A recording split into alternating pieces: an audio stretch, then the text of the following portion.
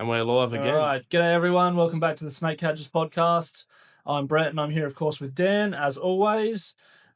This one is just going to be another quick catch-up, and then we've got sort of a probably 20-minute, half an hour sort of little topic to discuss after our catch-up. Yeah. I suppose main thing is we're out of the fucking hot weather now, Yeah. which is nice. Yeah. It's not 46 degrees anymore. Mind you, it's still 37 today. Well, down where I was, it got 37 Didn't anyway. quite get that hot here. At least it's cooling off, though. That's the thing. It gets to the mid-30s or whatever, but then at least at night it gets down to 12, 13 or whatever. So not fucking 35 at midnight like it was the other night, Australia Day, when we recorded.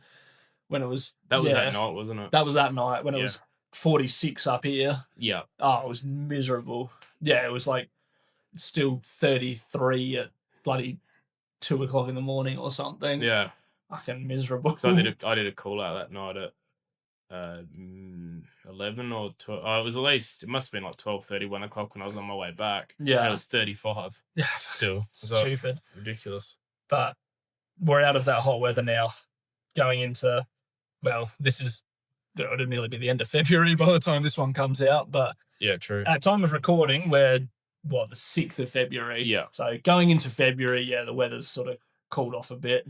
Even though again you still had 37 out in Barossa today. Yeah. It wasn't as warm here. I think it was only 34 out here.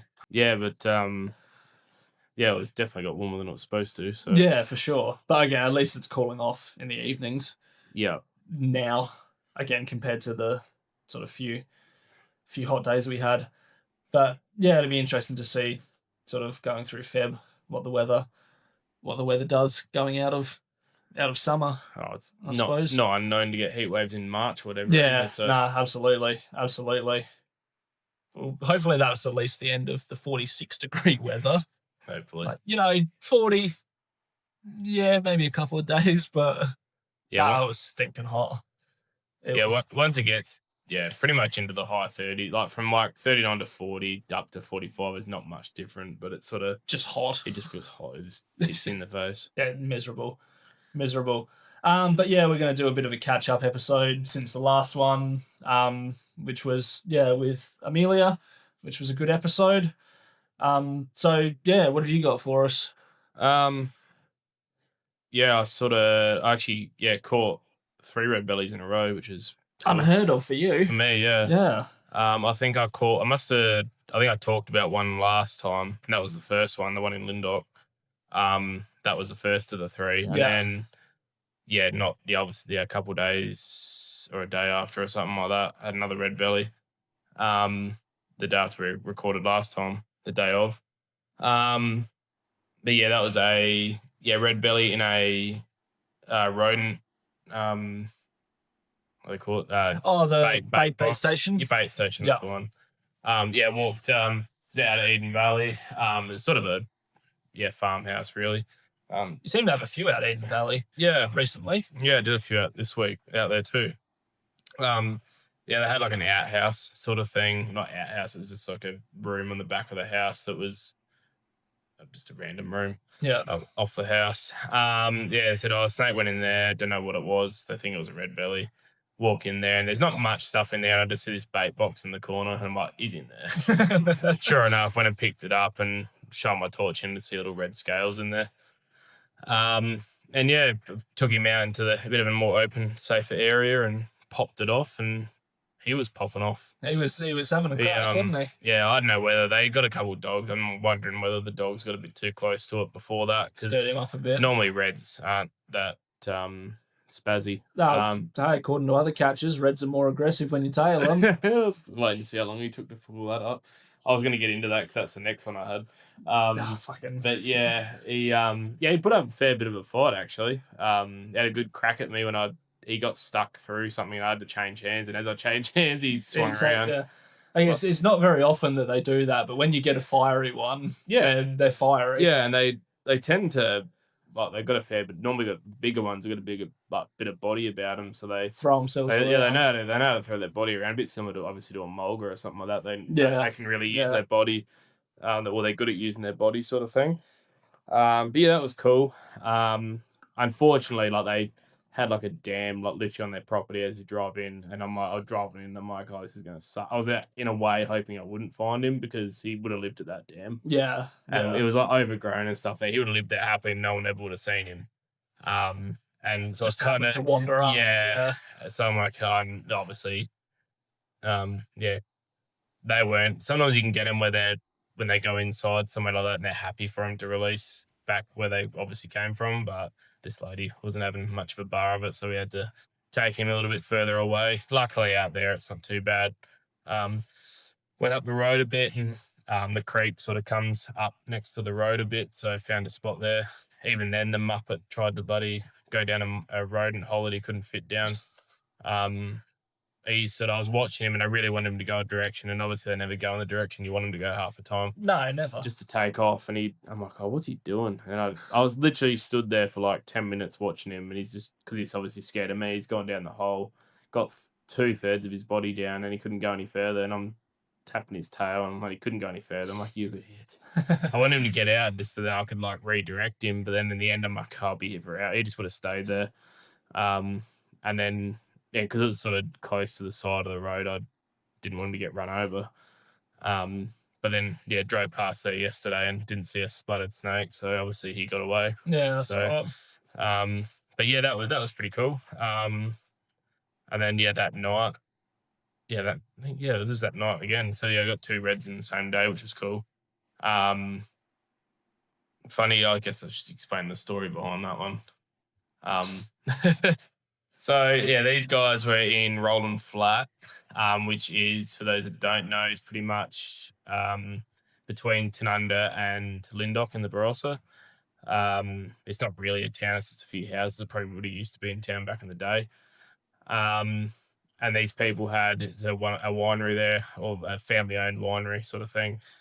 And they'd had this red belly inside for the last 2 weeks or something like that. They said an older house, and it would just go in and out under the floor and all that sort of stuff. For some reason, they didn't have my number, and the husband had another place's number. He would have driven a fair distance to get out there, and they were out there twice. And yeah, couldn't find it or couldn't get it or whatever. I actually got one call, I think it was that night, where it was really, really hot. Yeah. They rang me that night. I'd just gotten back from a call and I just conked down, didn't hear my phone. He left a message in the morning and explained what happened, and then he had this other mob come out again and they couldn't find it again. And then I kept thinking about that. I was just kicking myself because I missed the call. And then sure enough, a couple of days later they rang me at, I think it was 11 o'clock at night. And they explained what it was, and I knew the situation straight away.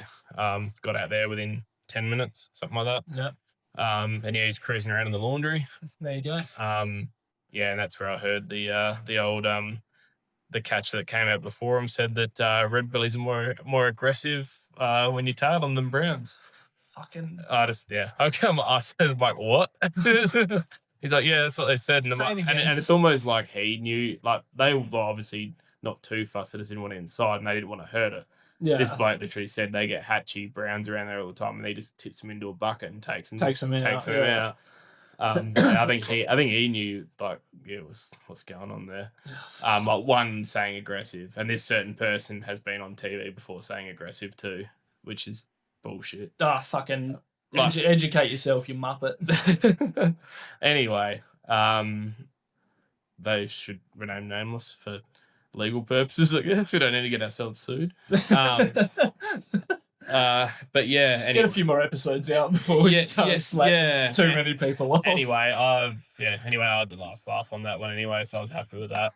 Literally got there and it was right there, and I grabbed it straight away. It was literally 2 seconds and had him.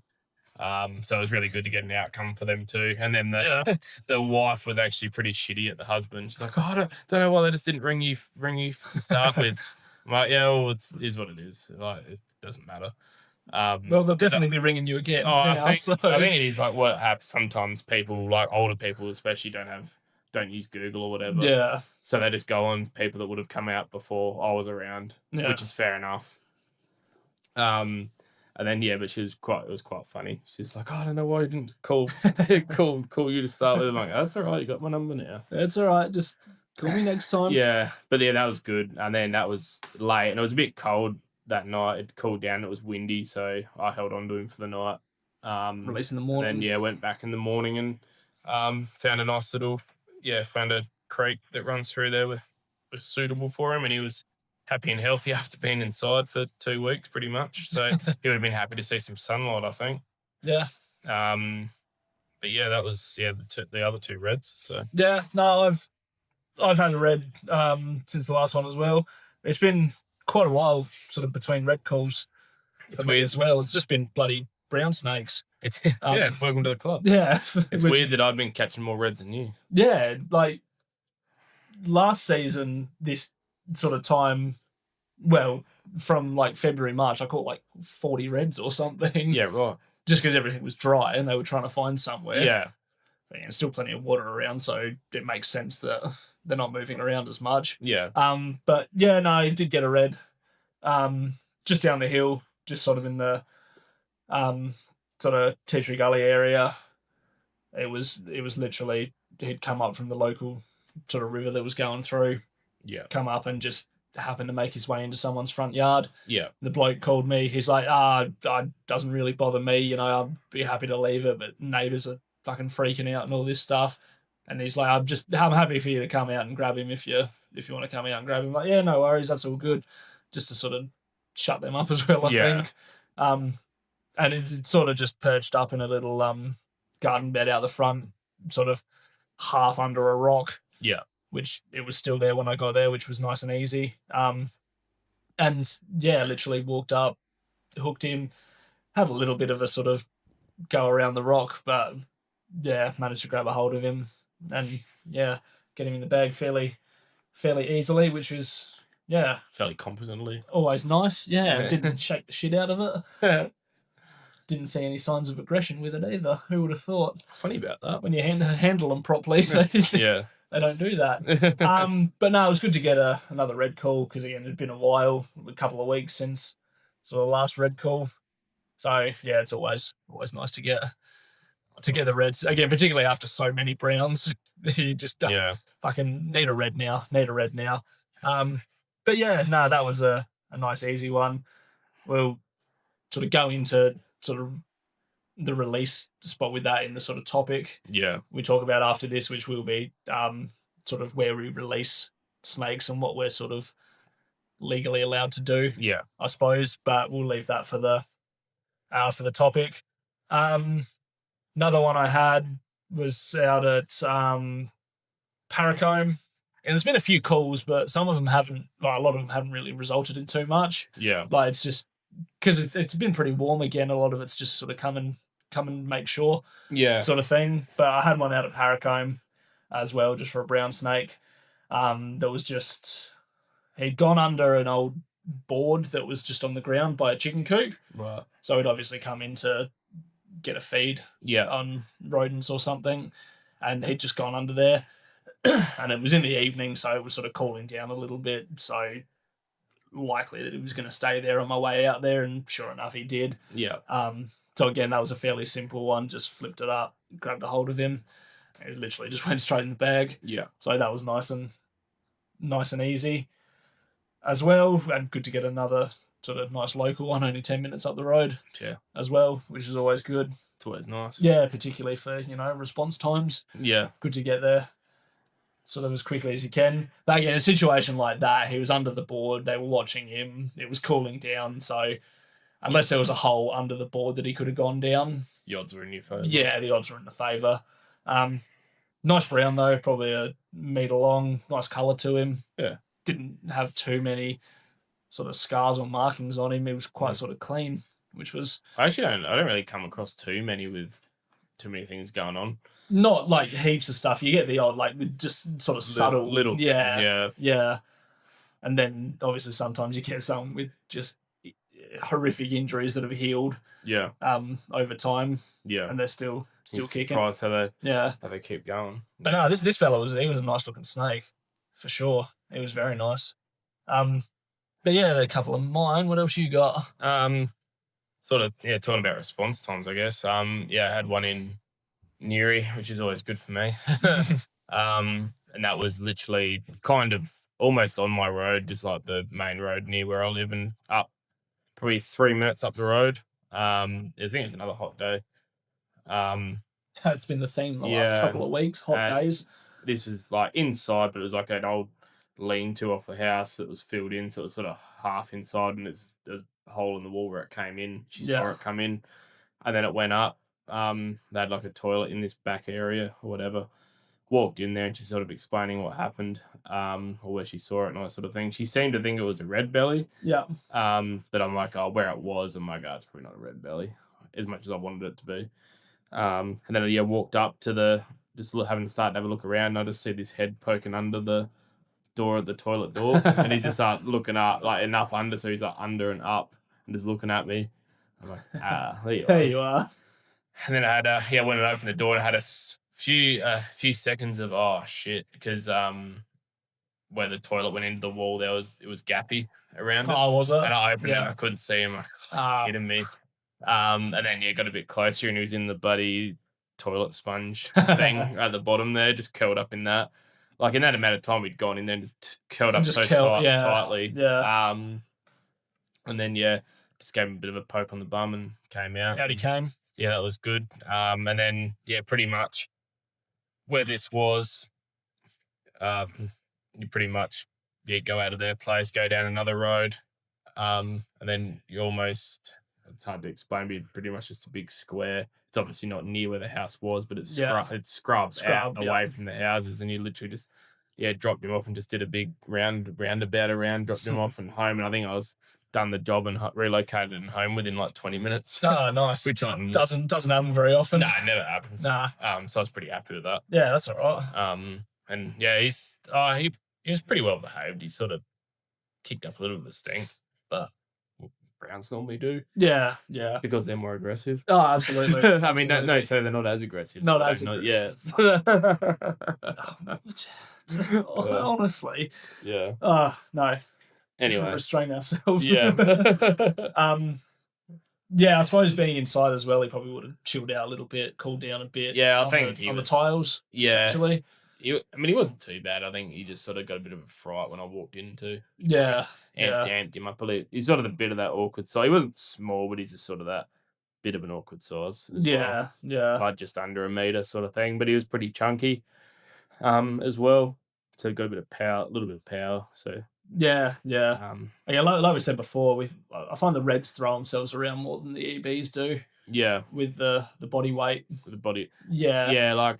Yeah, Reds will throw their body weight around, whereas I guess Browns will actually try and take a shot at you sometimes. Yeah. Sort of thing. I mean, they sort of do like random flip outs and not, I guess a little bit more targeted in a way. Yeah. Reds will just sort of just try to, muscle you out of it sort of thing. Yeah. I definitely caught chunkier Reds than Browns as well. Yeah, 100%. Yeah.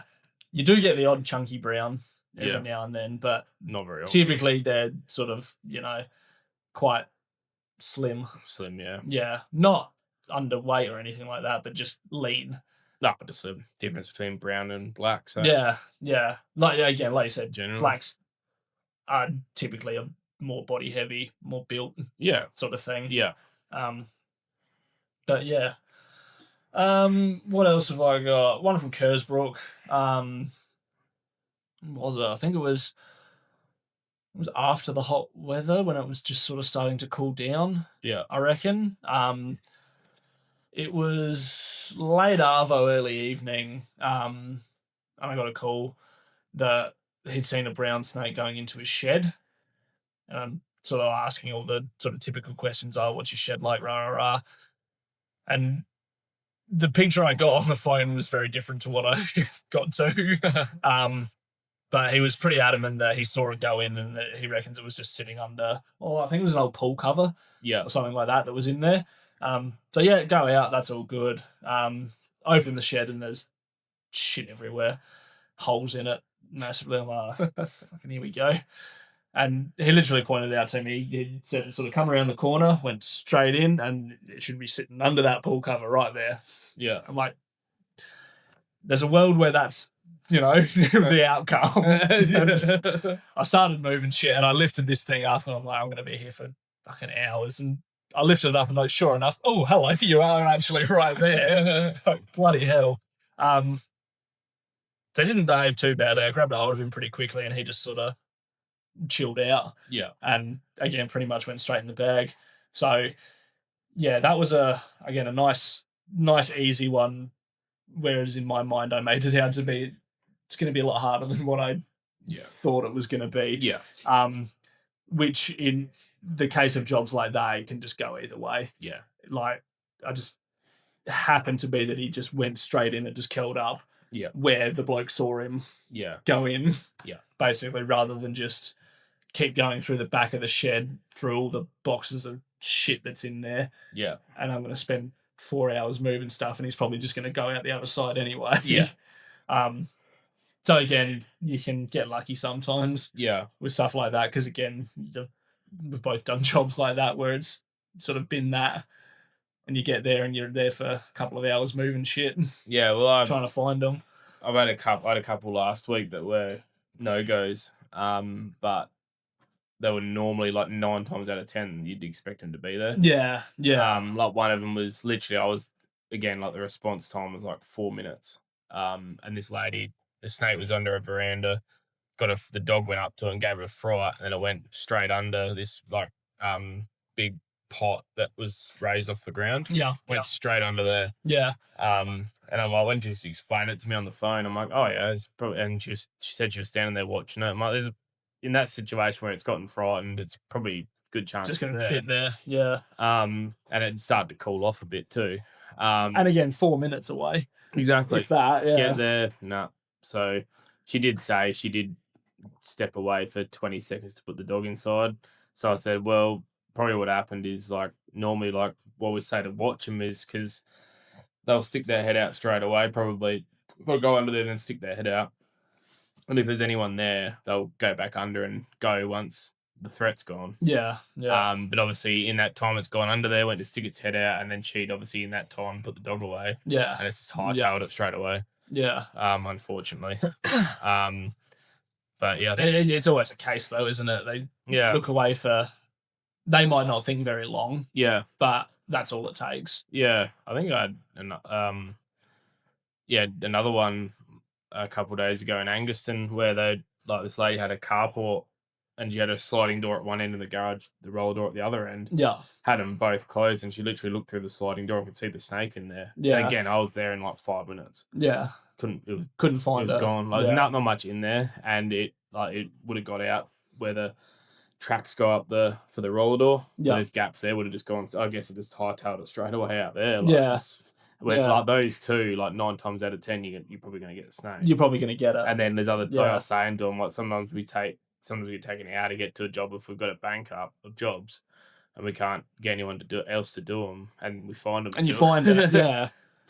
It's also those situations where if it does take you an hour or something because you've got jobs backed up, people have seen the snake initially. It might have buggered off, but then that also gives it time to come back out, as well, and just sort of go about what they're doing. Yeah. I've had that a couple of times. It was one for you in Williamstown last season for that. Yeah. It was just in the backyard. They'd seen a brown around their sort of shed, man cave sort of thing. Yeah. And it probably took me, I think I was on another job at the time. I was going there. I think it took me 40 minutes to get out there. Yeah. And again, they just wanted someone to go out and have a look because they had young kids, etc.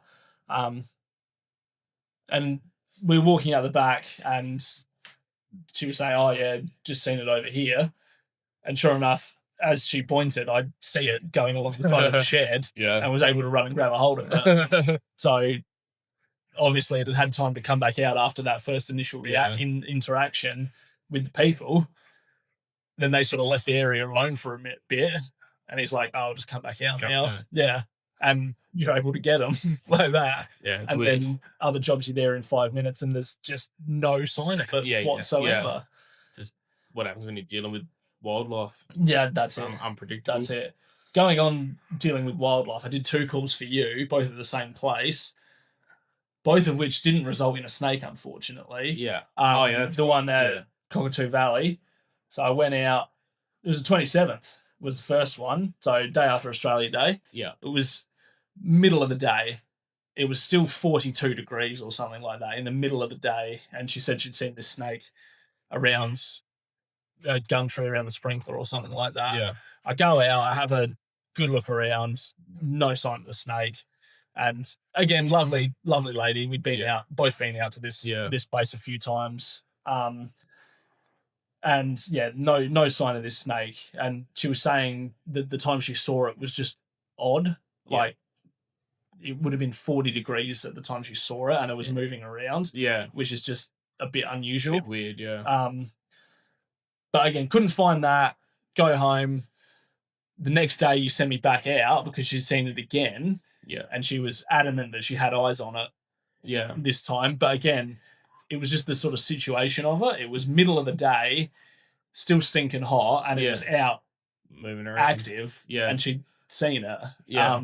And she thought she'd followed it up under the bark of a tree. Yeah. And she thought it was sitting in there. But I went out, had a good look around. It wasn't there. So it had obviously taken off. Yeah. But just a weird situation for a snake to be moving around that, 2 days in a row on hot days like that. Yeah, similar time of the day. Yeah. She was saying, oh, yeah, probably about a meter long. He's like, oh, he wasn't very skinny, though. Like, he wasn't very, lean, skinny. Yeah. And she's like, none of the other ones we've seen have been, that skinny sort of thing. So I'm thinking, okay, he's probably pretty fucking desperate for a drink or a feed. Yeah. Which is why he's come out to be moving around when it's that bloody hot. Yeah. To try and... Yeah, he's hungry. Yeah. Or thirsty, yeah. Yeah.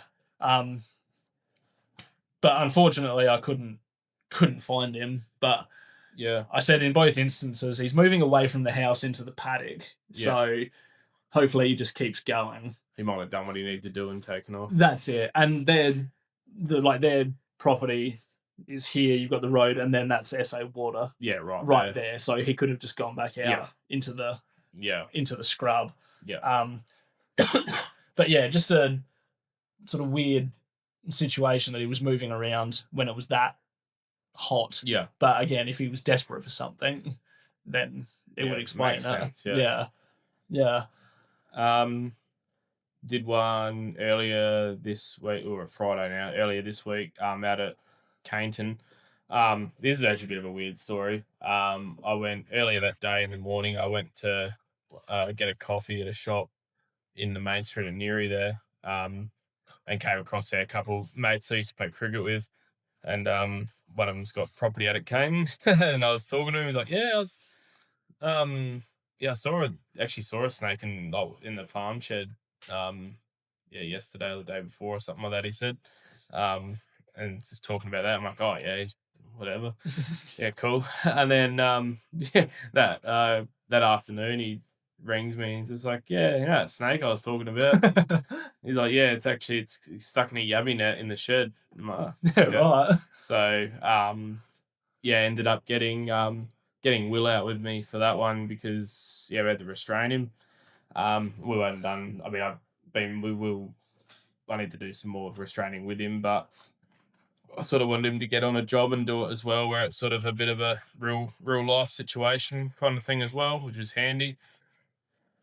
He came out. Luckily, this snake was stuck, but it was in the shed, and I think it was only 20, low 20s that day. Yeah, it was cooler. So that played in its favour, and considering how long it could have been in that, I'm not sure. Because the guy doesn't live out there, he just goes out there and checks his livestock and stuff. So, I'm not sure how long it was actually stuck, but he didn't have much swelling, so I don't think it was for long. But yeah, ruined his yabby net by cutting it up. But Will got a good. It was a good one to practice on too, because he was stuck mid body and he was stuck around the head.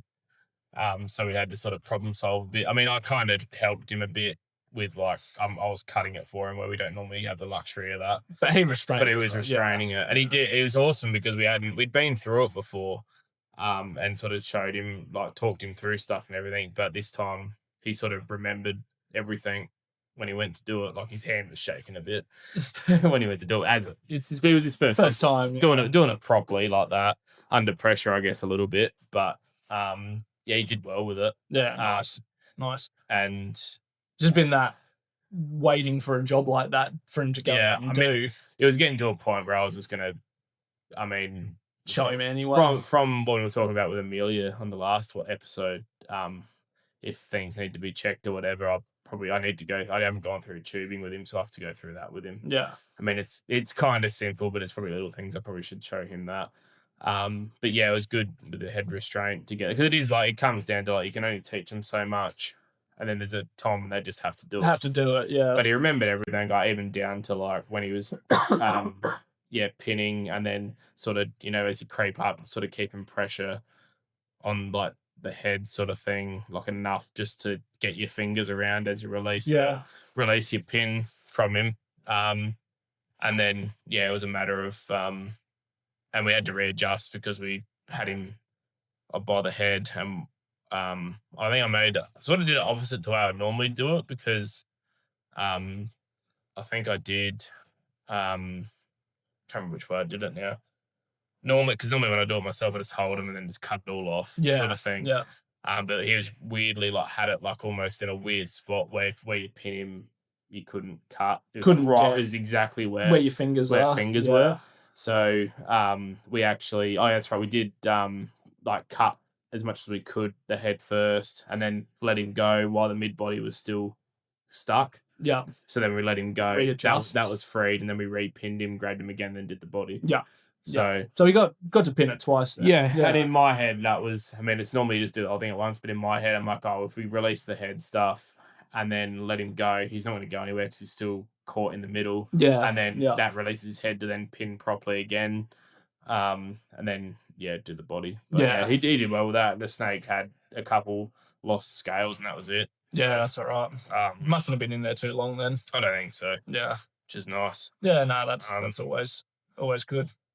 Not getting injuries from swelling and all sorts, put down by catches. That too. Suppose you can practice it when you put it down, can't you? Yeah. Yes, you can. Apparently. Oh, there you go. fuck. Yeah. And then had another Eden Valley EB too. Yesterday, another one. It was inside. This lady did a heaps awesome job. Heaps awesome. That doesn't sound great.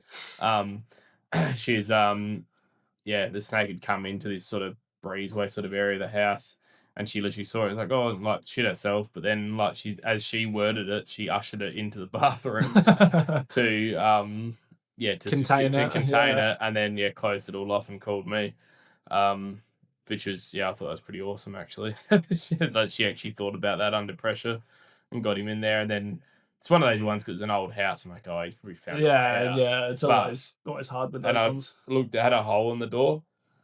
And before I went in, I had to look through that to see if I could see him. And I could see light from the other door that goes outside. Yeah. Light under the door. I'm like, But, walked in, and as soon as I took one step, I could hear a sliding. Yeah. Yes.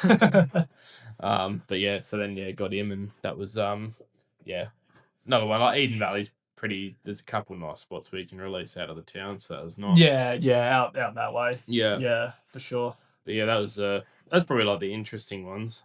Had a few others, but they weren't. Yeah, like I said, there's been other calls, but not all of them have resulted in a snake. Not much of a storyline talk. No, not really.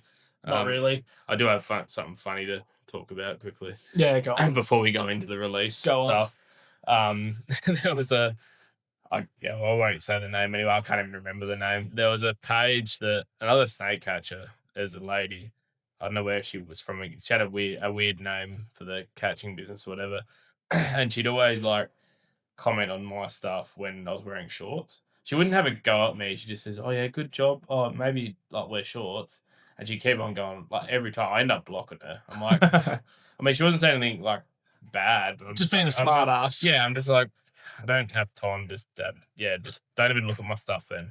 Hey, I'm wearing shoes. Yeah, going back to that talk the other day about how we're saying like, pants, shorts, like it's generally speaking, it's not much of a muchness. Then I saw a post today that she was bitten. So, Jesus. and she was like trying to do this informational thing, and I didn't even click at first. I was doing this informational thing where she's talking about the effects of her snake bite and stuff. I'm like, oh, and then I realized I saw who it was. I'm like, oh, that's funny. I mean, no, sorry, it's not funny that she got bitten, but it's just the way that Ironic. she would have. Yeah, ironic. That's the word. And then it wasn't the only time too. She's got. I was reading it. She's like, "Oh, I got nailed, got done by a red belly," and then she's like, "Oh, I'm still feeling my effects of my tiger snake bite." Oh, jeez. she'd been tagged by a red belly and a tiger, and she was having a go at me for wearing shorts. South Australian or? No, it wasn't South Australian. No. I think it was East Coast somewhere. Yeah. No, wouldn't know it from Burra Soap. But and, like, she was just being a bit of a smart ass. Yeah, and then like she's been bitten, so like you're not really in a position to tell me what I should or shouldn't do. But yeah, anyway, I should say it's not funny that she got bitten, but it's just, like I said, ironic that she would have a go at me, and then, she's the one that's been bitten a few times. So, yeah. Anyway. Bloody hell. That's it for me. Like I said, there's been other jobs, but again, not much has really happened. Yeah. On them, so you don't really want to talk about a call out that you go to where you don't find a snake. So that too, yeah. Yeah, no, I think that's about it for my calls. Just a few in the last couple of weeks. Again, it's been so bloody hot. Yeah, that's it. The calls haven't been, coming in too quick and fast. So nah, it's a bit sporadic, really. Yeah. I'd say, hatchery season's going to start soon. Yeah. So that'll kick off when all the young ones start coming out. Hopefully be a bit different to last year where I feel like the heat kind of cooked them. Yeah, well, which we'll see. It's sort of been the same now, but that bloody week of around 40 plus might have bloody cooked a few, but we'll see what happens. I'd say that sort of by the end of Feb that should start kicking off. Yeah. By the end of Feb from this point in time, not by when this goes out, because it will be the end of Feb. Yeah, close to it, yeah.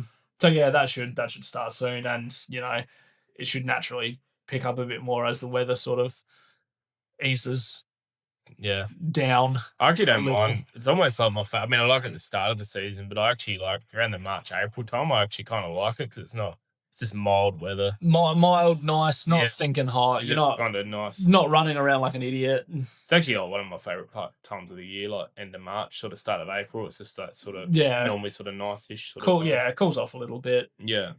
Going into autumn. Yeah. It's just nice. Yeah. Yeah, get a few calls still. Yeah. Yeah. Again, it'd be interesting to see how busy it is compared to last season, because last season this time was still pretty busy. Obviously not with hatchlings, but still with just snakes trying to find water. Yeah, it still went through pretty well. So it'd be interesting to see what happens this year. No, yeah, like I was still doing them. So were you into right through April? Yeah. Like I said, I was away in May. I think I did one the day before I left. Yeah. To go overseas. Yeah. And that was start of May. Yeah. So it was still happening. Yeah. Till then. Yeah, it still gets into the 20s in May, so yeah. Obviously, activity slows right down. Yeah, but compared to spring, but again, I think we say this every episode. It'll be interesting to see what happens. Yeah, but the thing is, we'll find out. We'll find out. Yeah, it'll be different compared to last season. I'll guarantee you that. I think so. And the one before. Yeah. And probably the one before that. Yeah, because there's more snakes around. Yes. So the media says. There's more Muppets around with phones who are seeing snakes and they're posted everywhere. Exactly. Yeah. Fucking. No, we're not talking about that now. We're talking about release spots. Yes. For snakes and sort of. And how we pick the right backyard to release into. Because that's the thing. Because apparently that's a thing. Then we just park out the front and wait for the call. Yeah, because that's the thing that we do. No, it's not. No. Yeah, I guess I wanted to touch on just like, because you obviously get the keyboard warriors on Facebook. You go, oh, that looks like my road, or that looks like an area near my house, or oh, you're just letting them go. You'll just let them go in someone else's yard to catch it again and charge someone another fee. It is like people with absolutely no idea. Like, no idea. People seem to think it's just an absolute money rot that we do it for, when it's like Yeah, it's ridiculous. Again, we've said this. Like, happily do our other work if it means that people and wildlife can just happily coexist. 100%. No conflicts, just happily coexists. Yeah. I'll happily go do something else if that's the case. Yeah, exactly. But that's not going to happen. No. So we offer the service. Exactly. It's while we're there. Like, that's what I say to people all the time. Like, that's why we exist, is to, be there to help people. You think if we wanted to make more money out of it, we wouldn't be doing it in South Australia. Or we'd go up to the Gold Coast or Sunshine Coast and do it up there, where it's a year-round thing, where it's more consistent. Or you just do what some catchers do and charge 3 times as much so they can try and make I suppose that's another option. But again, it's only 6 months of the year at the most. At the most, yeah. Here. And it's just up and down between it too. Yeah, so, literally. I guess I've said it before a few times. Like, sometimes you can take 10 seconds to catch a snake, and then you're sitting in the car for half an hour trying to find somewhere. So, and different species, different sort of requirements. Obviously, browns are a little bit more adaptive, I guess. You don't necessarily have to release them near water or something, whereas red bellies, you're trying to find some form of water to release them near or on and whatever. And then obviously browns sort of some sort of decent habitat where they can go and hide somewhere straight away, and this is somewhere decent where you think there's going to be food for them. Yeah. Sort of thing. Obviously, every time we're catching one in the town, we're taking it out of the bloody town. Like, we're not, releasing it into someone else's backyard. I just don't know why that even comes up. I guess it probably has happened in the past with cowboys doing it. That's probably where it's come from. But any competent, morally correct person isn't doing It's not going to do that. We want what the best for the snake, the community, pets, and that sort of thing. Like, if we're sort of removing the snake to give them another chance, we obviously don't want the snake to have another altercation. Like, if we were that silly to release them again near a house, like, we're just putting, as much because we love snakes, we're putting the snake in danger again. Yeah. Not as much as, like, there's that chance that someone could get bitten, the pet could get bitten, but there's just as high a chance that the snake will die anyway. Yeah. From, the pet. Yeah. So, or the muppet that lives in the house. Exactly. So we obviously want them to get away from people so they have a chance to live as well, as much as, sort of getting them away from the accidental situation where someone might get bitten or a pet or whatever. Like that. Absolutely. Absolutely. So, like, there's all this, like, thought process that goes into it. And that's always the hardest part, is the release spot. Yeah. Like we said, catching the snake's easy. Yeah. For the most part. And honestly, like, we get calls where, like I said it earlier with that red belly, like, when you rock up there and you kind of hope you don't find it because, it's finding the spot to release it. To release it. Taking away from the spot that it's come from. Yeah, exactly. And you're sort of doing it a disservice for taking it away. So then you don't feel right. But you're doing the right thing by the customer, but you're not necessarily doing the right thing by the snake. Yeah. And that's where we sort of straddle the balancing act of keeping everyone happy. Yeah. Yeah. But you're never going to keep everyone happy. Yeah. And no. Because there's always going to be a muppet that comments on your post saying something. But then it comes down to, like, we do the right thing and we go out to these spots where we think this is the best spot for the snake, and we still feel like we have to do it incognito because you get morons drive past like, oh, you're releasing the snake here, that's within 10 kilometers of my house. Well, I live on the other side of town. You just like, literally, like, yesterday when I released a brown snake in Eden Valley, and there's awesome spot, and I've heard a car coming. I was like on public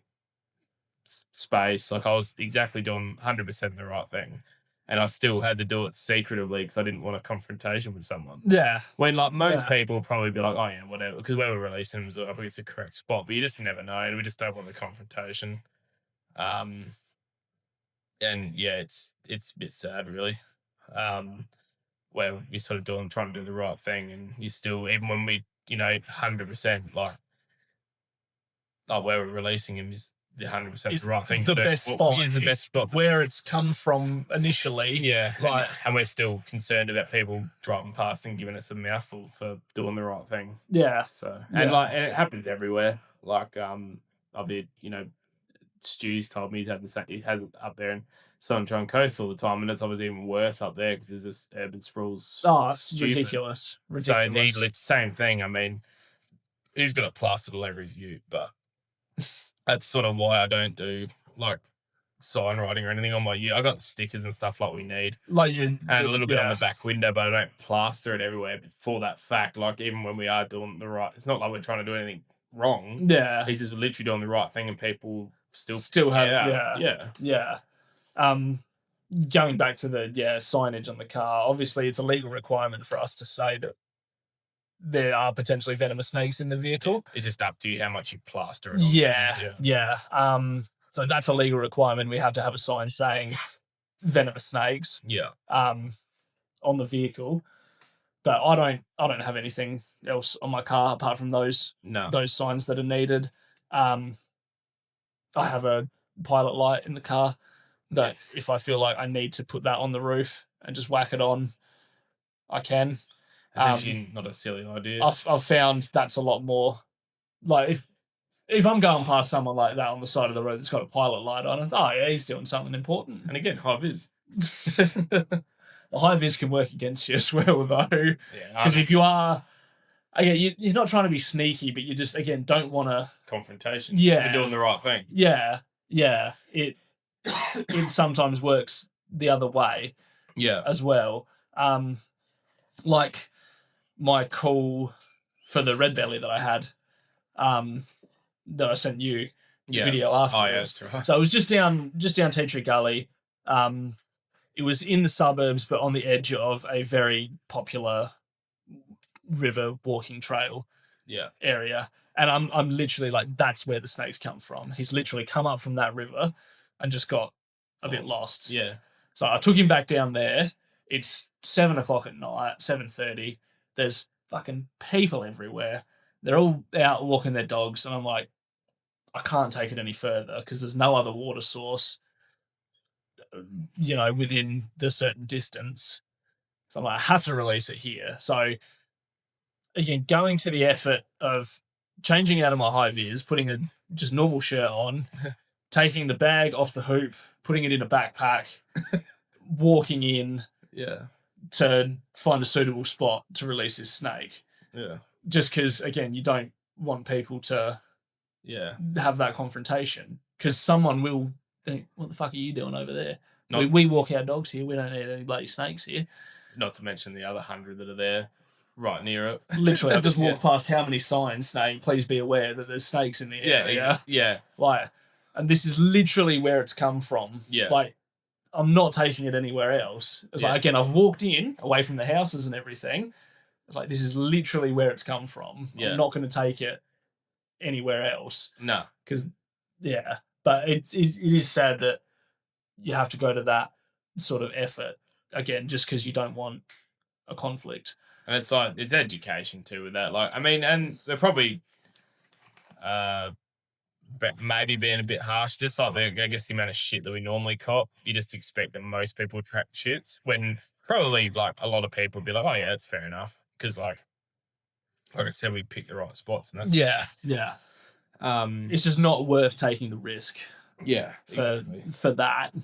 I mean, I've been in the spot before where people pulled me up on it, like 100% doing the right thing, what I should have been doing. Yeah. And then people hit me up about it. I'm like, yeah, this is a blue tongue. Like, literally just cannot be bothered dealing with it. I'm like, yeah, it's a blue tongue. I've had that as well, but I've also had, like, I've been out releasing a snake. Again, suitable habitat. It was one that I was photographing. Someone just happened to walk past on the trail. What's going on in there? And then he just sat there talking to me for like 20 minutes while I was photographing this brown snake. He fucking loving it. Like, it's just, it can go either way. Yeah. So I suppose on the sort of releasing as well, we have legal requirements that we need to fulfill to national parks as part of all this as well. So anytime we catch a snake, we need to record the date, the time, the address of where it is caught, the species. Yeah. And then we need to do all that again for release with coordinates or GPS. or a road address of where it's released. Yeah. Typically just GPS coordinates.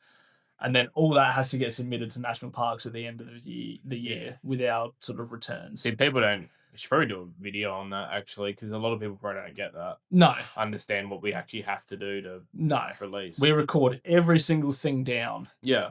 When we catch and release a snake.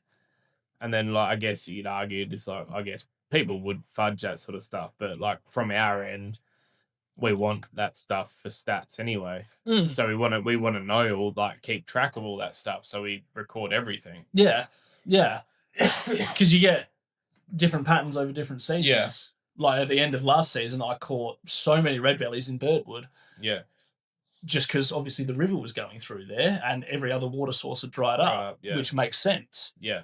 And then I've hardly had any there this season. Yeah. So we obviously want to do that for, again, the patterns as well and the stats. I'm actually trying to look into it. I want to try and do I don't know if it's going to scare people or something though, but I want to do like a heat map. Yeah. Like just over the Barossa of where I've... It'll just be Gawler. Yeah. It's just fucking Gawler.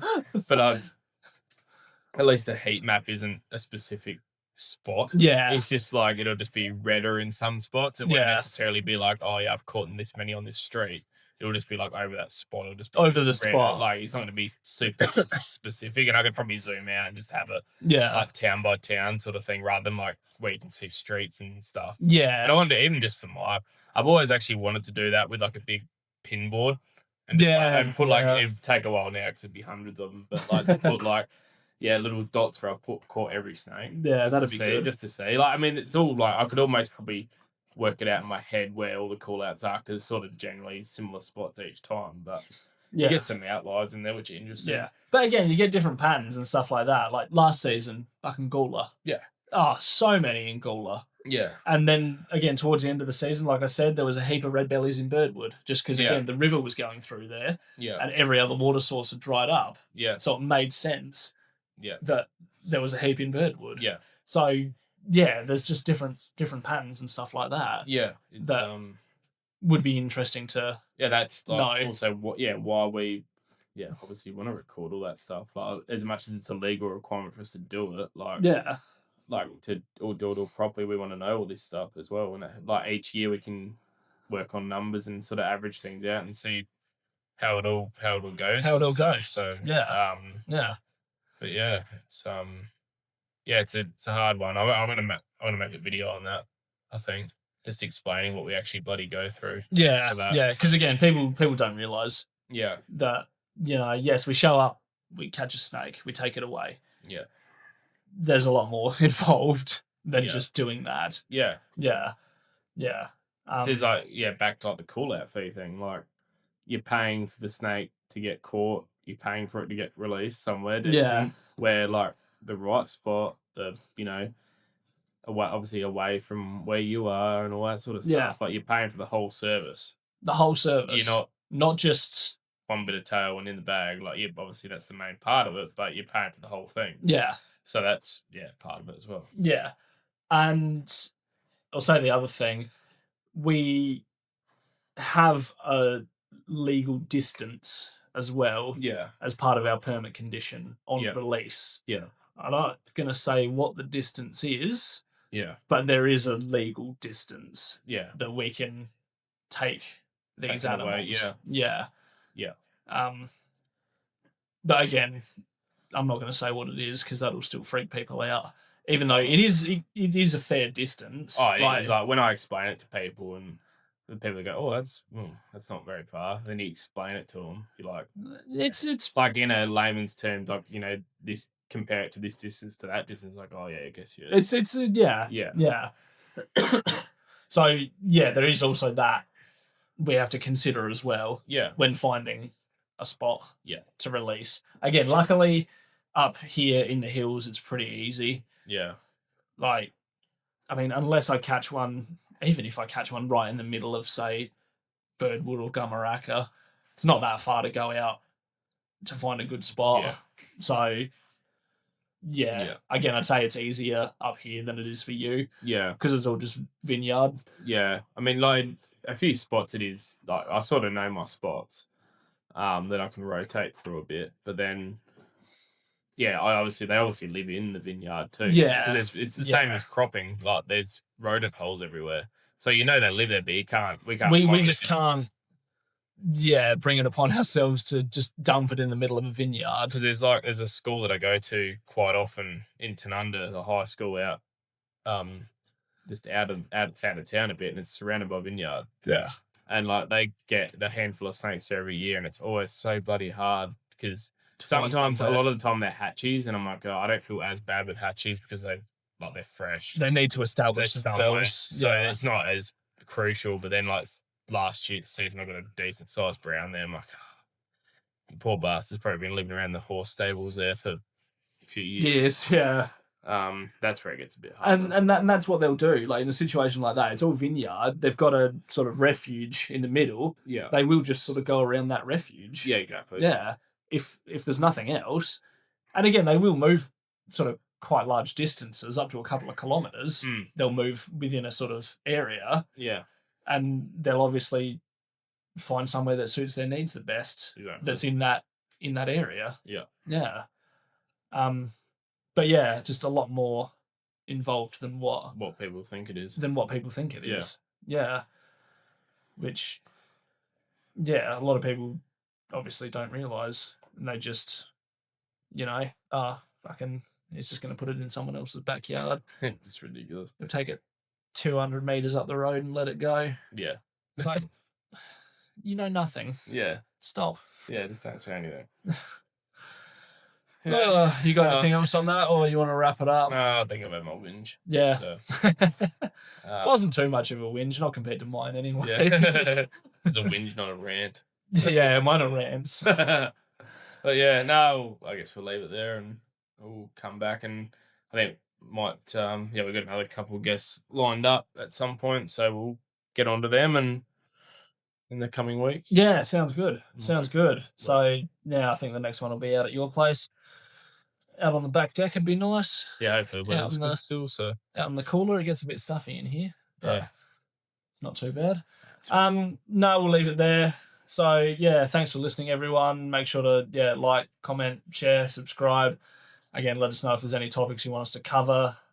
If there's any guests you particularly want us to try and get on. Again, we've got a list of both of those things to try and work. So we're trying to get through as many as possible while it is still snake season. But once the season wraps up, we'll definitely get more guests on for sure, because we'll have more time to do that. Yeah. But yeah, thanks for listening, everyone, and we'll see you in the next one. So yeah.